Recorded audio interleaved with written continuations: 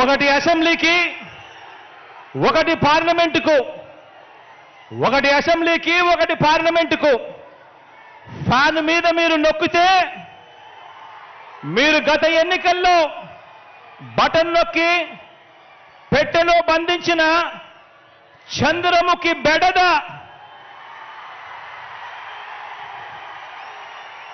Chandramukhi cinema చూశారా?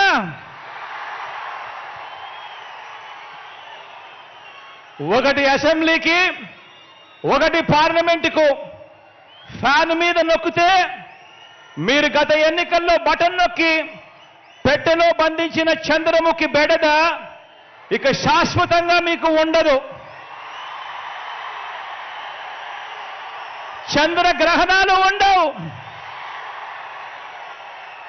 లేదంటే Chandramukhi cycle ఎక్కుతుంది, టీ గ్లాస్ పట్టుకొని పేదల రక్తం తాగేందుకు లకలక అంటూ ఇంటింటికి వచ్చి అబద్ధాలతో మోసాలతో ఒక డ్రాకులా మాదిరిగా మీ తలుపు తడుతుంది. గడప గడపలోనూ కూడా, ప్రతి ఇంట్లోనూ కూడా ఆ ప్రతి అక్క చెల్లెమ్మకు చెప్పండి, ఆ ప్రతి అవ్వాతాతకు చెప్పండి, ఆ ప్రతి అన్నతమ్ముడికి చెప్పండి. మరో విషయం కూడా మీరు గమనించండి. 14 ఏళ్ళు సీఎంగా చేసినా కూడా చేసుకునేందుకు ఏమీ లేదు కాబట్టి, చెప్పుకునేందుకు ఏమీ లేదు కాబట్టి చంద్రబాబు రాజకీయం అంతా కూడా పొత్తులు, జిత్తులు, నక్క జిత్తులుగా సాగుతా ఉంది చంద్రబాబు గారిది. 14 ఏళ్ళు ముఖ్యమంత్రిగా పరిపాలన చేసి నేను ఇది చేశా, అందుకే నాకు ఓటేయండి అని చెప్పి అడగాల్సిన పొజిషన్లో ఉన్న 14 సంవత్సరాలు ముఖ్యమంత్రిగా చేసిన వ్యక్తి చెప్పుకునేందుకు ఏమీ లేదు కాబట్టి రాజకీయాలన్నీ కూడా వాళ్ళయి పొత్తులు, జిత్తులు, నక్క జిత్తులతో సాగుతా ఉంది. ఈ మధ్య ఈ చంద్రబాబు గారికి ఎన్టీ రామారావు గారు గుర్తుకొస్తా ఉన్నాడు. వెన్నుపోటు పొడిచేది ఆయనే, మళ్ళీ ఎన్నికలప్పుడు ఎన్టీ రామారావును గుర్తు తెచ్చుకునేది ఆయనే. ఈ మధ్యకాలంలో ఆయన అంటా ఉన్నాడు, తెలుగుదేశం పిలుస్తోంది, రా కదలి రా అని చెప్పి అంటా ఉన్నాడు, పిలుస్తా ఉంది. ప్రజల్ని కాదు పార్టీలను పిలుస్తా ఉన్నాడు, దత్తపుత్రుడిని పిలుస్తా ఉన్నాడు. నేనిచ్చే ప్యాకేజీ కోసం రా కదలి రా అని చెప్పి దత్తపుత్రుడిని పిలుస్తా ఉన్నాడు. వదినమ్మను పిలుస్తా ఉన్నాడు. కమలం పార్టీలో చేరి అక్కడ నా మనిషిగా రా కదలి రా అని చెప్పి వాళ్ళ వదినమ్మను పిలుస్తా ఉన్నాడు.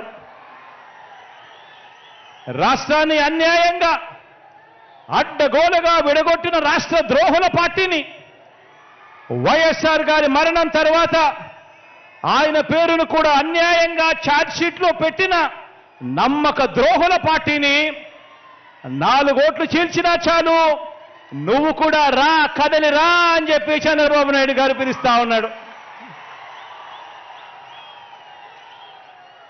అసలు బాబుకి, దత్తపుత్రుడికి, వదినమ్మకు, చంద్రబాబు బ్యాచ్కి ఈ స్టేట్కి వారికి సంబంధమే లేదు. ఈ రాష్ట్రానికి వారికి సంబంధమే లేదు. ఏ ఒక్కరూ మన రాష్ట్రంలో ఉండరు. వారంతా కూడా నాన్ రెసిడెంట్ ఆంధ్రాస్. ఏ ఒక్కరూ ఇక్కడ ఉండరు. వారందరూ కూడా నాన్ రెసిడెంట్ ఆంధ్రాస్. వారికి ఏనాడైనా ఎప్పుడైనా కూడా ప్రజలు ఎప్పుడు గుర్తుకొస్తారు అని అంటే ఆ ప్రజలతో వారికి పనిబడినప్పుడు మాత్రమే ఈ రాష్ట్రమైనా గుర్తుకొస్తుంది, ఈ రాష్ట్రంలో ఉన్న ప్రజలైనా వాళ్లకు గుర్తుకొస్తారు.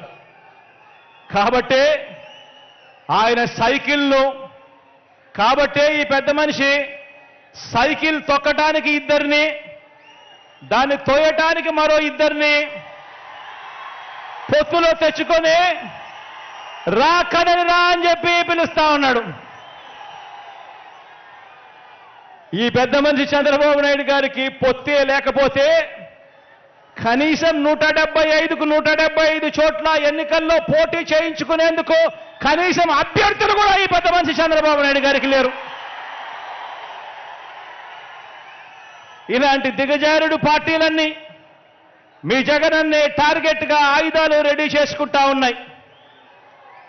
ఇలాంటి దిగజారుడు పార్టీలన్నీ కూడా మీ జగనన్ననే టార్గెట్గా, పేదవాడి భవిష్యత్తునే టార్గెట్గా, పేదవాడి సంక్షేమాన్నే టార్గెట్గా వీరంతా కూడా వాళ్ళ ఆయుధాలన్నీ కూడా రెడీ చేసుకుంటా ఉన్నాయి.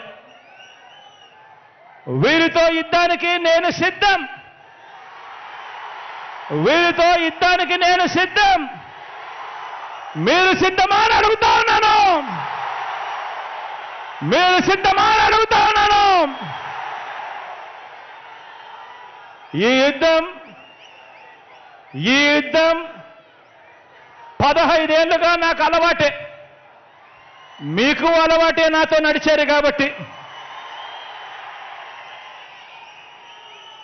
ఇది ప్రజలకిచ్చిన మాట మీద నిలబడిన, ఇది ప్రజలకిచ్చిన మాట మీద నిలబడిన ఈ ఒక్కడి మీద కలబడి 100 మంది 100 బాణాలు వేస్తున్నప్పుడు ప్రజలే రక్షణ కవచంగా ప్రజల్లో నుంచి పుట్టిన ప్రజల పార్టీ ఈ వైఎస్ఆర్ కాంగ్రెస్ పార్టీ.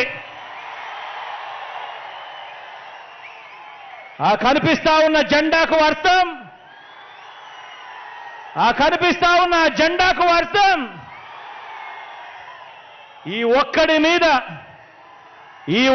మీద దేశంలో కల్లా బలమైన 10 వ్యవస్థలను ప్రయోగిస్తే ప్రజలు తమ భుజాన మోసిన ఎజెండా మన జెండా.